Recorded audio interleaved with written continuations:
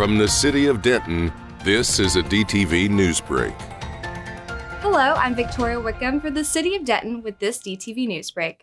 Summer camps are underway through Denton Parks and Recreation, but time is limited to sign up. Visit dentonparks.com to see a full list of camps and programs and keep your children engaged while out of school. National Pollinator Week is coming up June 16th through the 22nd.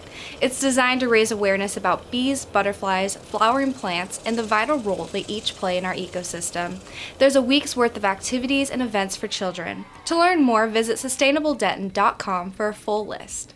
About 75% of flowering plants in the U.S. depend on pollinators. So we want to celebrate them. We also want to spread the news about them so that people in the community, especially Denton, will know how they can help support pollinators, what to look out for, and just what different programs we have here at the City of Denton to support pollinators.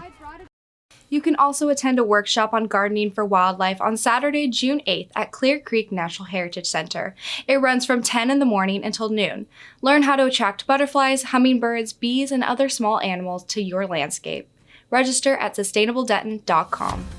That does it for this edition of DTV Newsbreak. For the City of Denton, I'm Victoria Wickham. Thanks for watching.